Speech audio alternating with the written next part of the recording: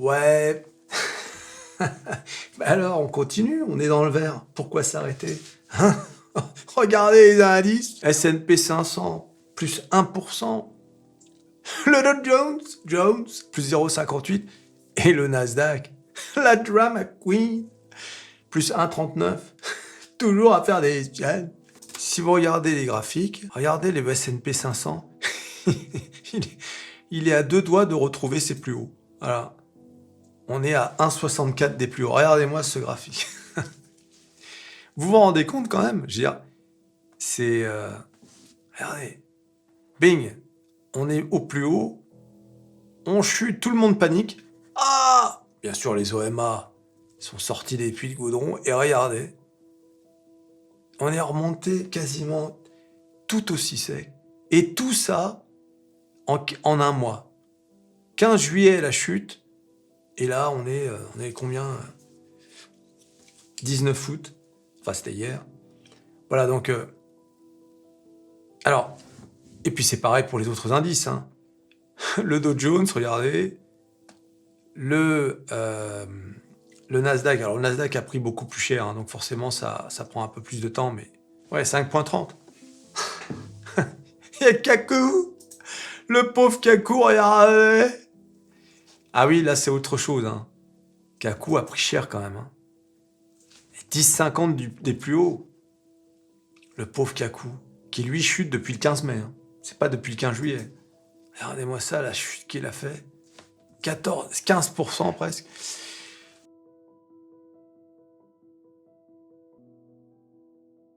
Alors bien sûr, tout le monde attend vendredi, hein, Jackson Hole, comme je vous en ai parlé dans la vidéo d'hier. Mais toute la semaine, il n'y a pas de nouveaux indicateurs macroéconomiques. Donc les gens attendent Jackson Hole. Il va rien se passer d'extraordinaire, mais peu importe, hein, les marchés, c'est comme ça. Alors attention, parce que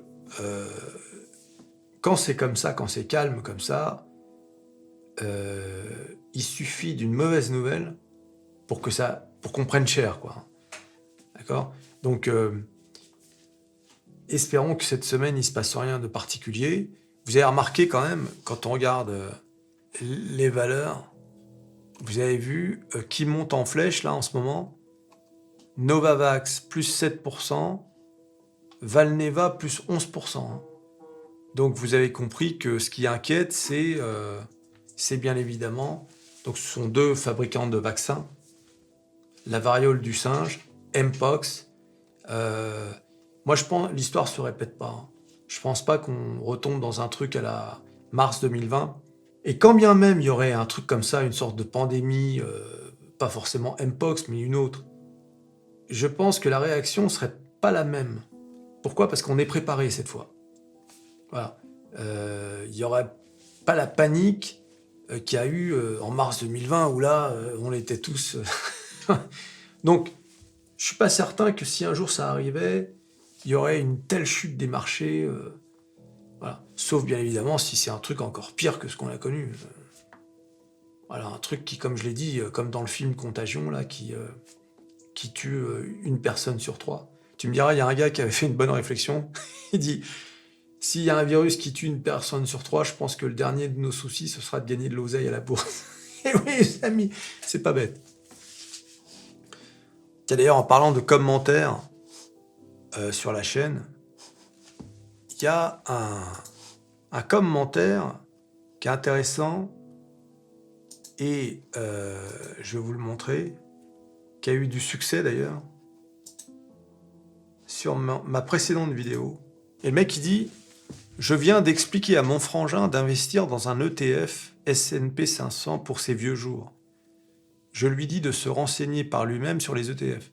Il m'a répondu « Ça m'intéresse pas. » C'est fou le nombre de gens qui restent dans leurs croyances. Alors moi j'ai répondu « Dis-lui de s'abonner. » Et donc là il y a 20 réponses. Mon frère c'est pareil, ça ne l'intéresse pas. Ça m'amène à une réflexion sur... parce que le mec il parle de croyances. En fait, ça sert à rien de d'essayer de convaincre les gens d'investir à la bourse.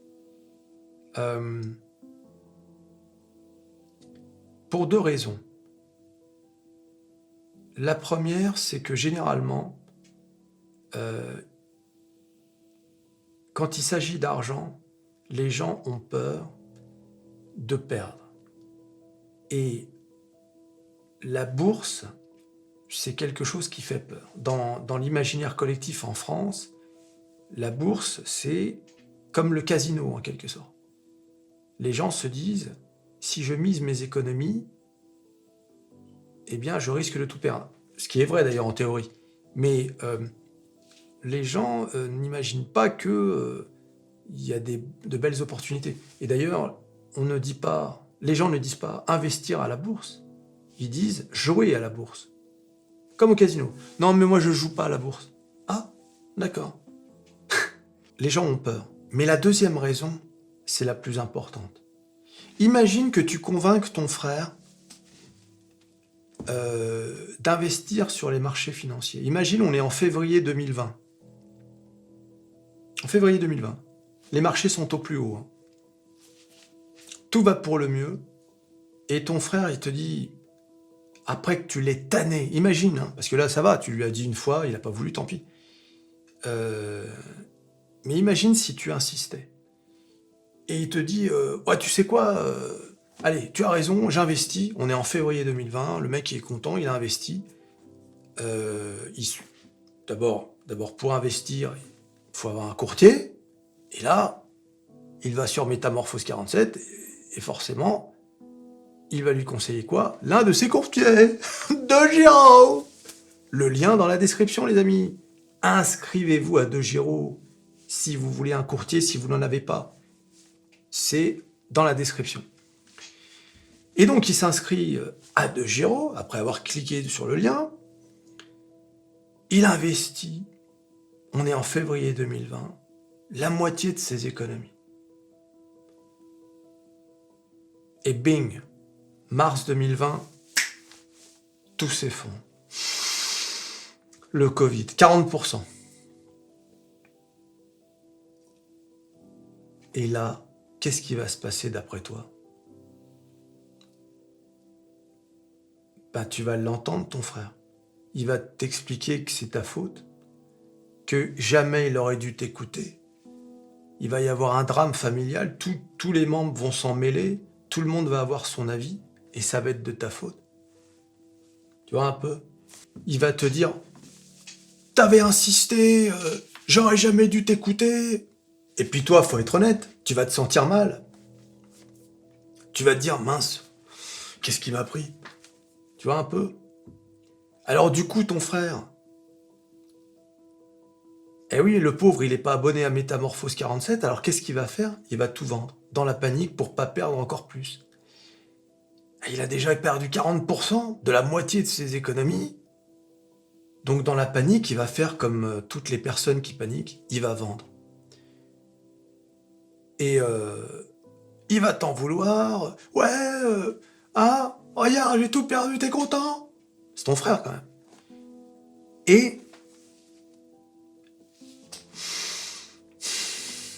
un mois plus tard, le déjeuner du dimanche, tu sais, familial, il découvre, en discutant, que le marché est remonté aussi vite qu'il est descendu, Lyon. Et là, il réalise que tout ce qu'il a vendu, non seulement est revenu au prix où il l'avait acheté, mais a même dépassé, dis donc.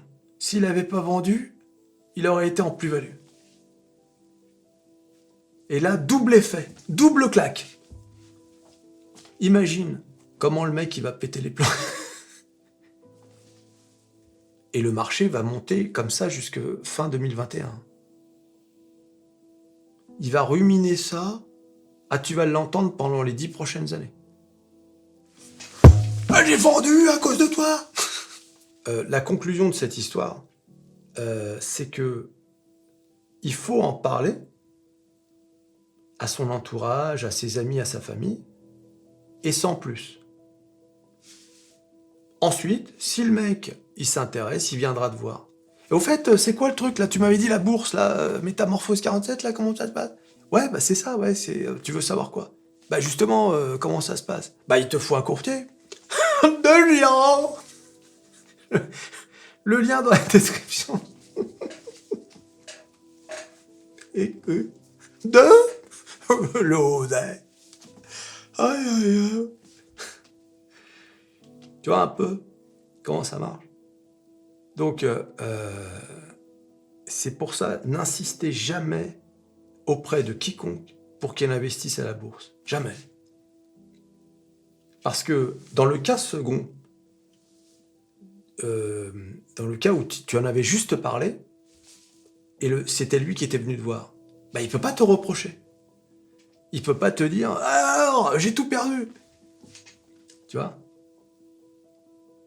Puisque c'est lui qui a pris l'initiative de venir te voir. Donc c'est pour ça, n'essayez jamais de convaincre.